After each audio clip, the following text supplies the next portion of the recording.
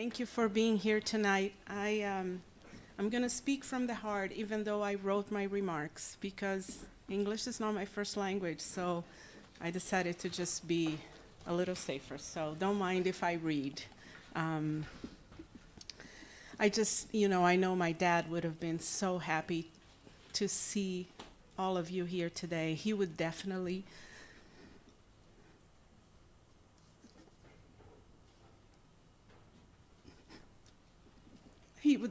bask in the love that is here tonight. And we're so thankful that you're here with us. I'll start saying what is probably the understatement of a few decades. My dad was a unique and colorful individual. And that what we always hear that from everyone who talks about him, whether they are the students at Steiner, who to this day remember being called Ding Dong, whether or the couple who owned the store at the corner, or Paula and Diego, who are here with us tonight and who took care of him. Everyone always, that's what they remember about him, is how unique he was. He certainly made an impression on people of all ages, and he was especially good with kids, notwithstanding the ding-dong. He came to the US some 48 years ago to make a new life for himself with Betty and pursue many of his dreams, music being one of them. He had always been around talented. He had been a talented natural musician, something that isn't hard when you come from a family like ours, where there is, I won't be modest, incredible music talent. It really does run across generations, and most of it comes not from formal studying, but just really, it comes natural to us. What can I say?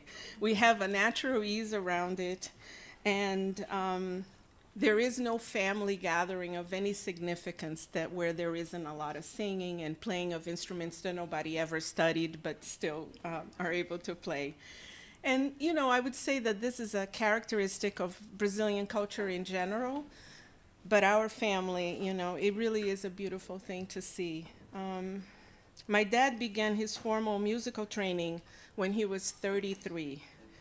And from that point on, something really magical happened. His innate talent, combined with the formal training, allowed him to be and to become the composer that he always really was inside.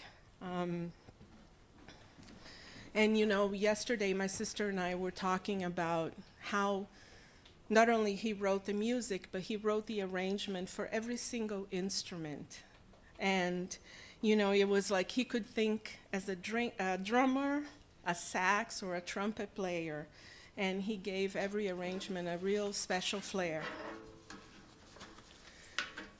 He faced lots of barriers when he first came here, but he often would say that he adapted well because New York is just another kind of jungle. And he never, ever lost that playful spirit, not even in the end. He meant a lot to all of us, and speaking for myself, our bond was very strong, and that was never as evident as when I lived with him for 7 months after he was diagnosed. It was truly one of the hardest things I have ever done, but it was also one of the best decisions of my life.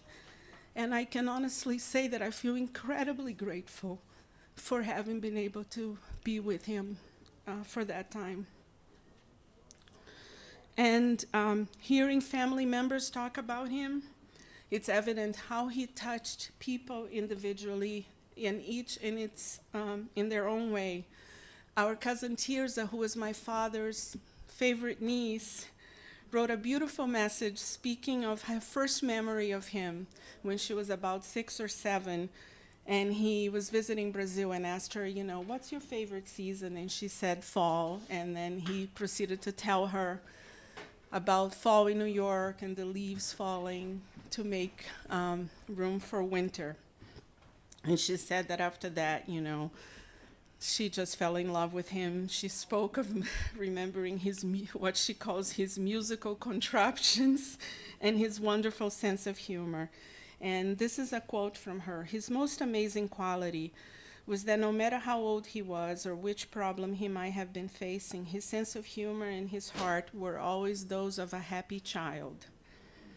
My dad's sense of humor was legendary, and I am so glad to see that it truly is among us. It runs in our family. And my sister and I will often giggle at things that we can appreciate because we are Thiago's daughters, I think. He made us laugh in English, Portuguese, and Spanish. And, he just always cracked a joke, and he usually had a few layers of meaning. It was witty, sophisticated, I like to think. And another strong bond I had with him was soccer. Everything I know about soccer I learned from my dad. And although lots of women in Brazil can confidently speak about soccer, there are a few people who doubt that we can. And so the other day, a colleague of mine at lunchtime, he's Dutch, so he knows about soccer. He challenged me by asking me, well, if you know so much about soccer, could you please explain to us the offside rule? And he did that in front of everybody. And he thought I would choke. But, boy, was he wrong. When I was done, he looked at me, and he was like half impressed and half disappointed. And, if I had thought about it, I should have said, I'm Thiago's daughter, you ding-dong, And that interaction around soccer is one of the many things that I do remember about my dad. Before every major Brazil game, we would always speak, and we would talk about the good, the bad, the strategy, the lineups, and depending on how important it was, we would speak at halftime, and at the end for sure.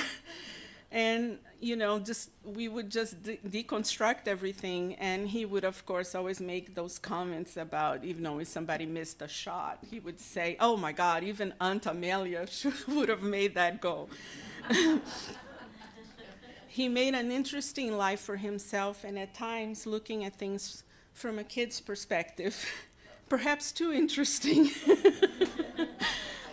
But that has also been what has made our family so special, a family that spans cultures and countries, and it is very much real. Everyone is a bit Jewish, a bit American, Brazilian, and now German too.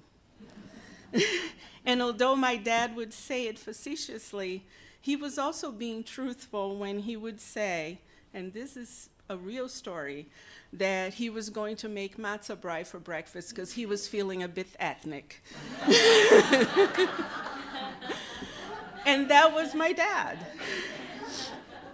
And although his departure has left a big void in our lives, he's very much present with us in so many ways, and especially tonight.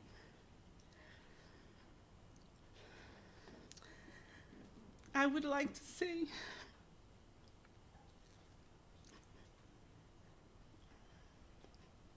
to my sister and to Eckert how appreciative I am of the way you took care of our pai.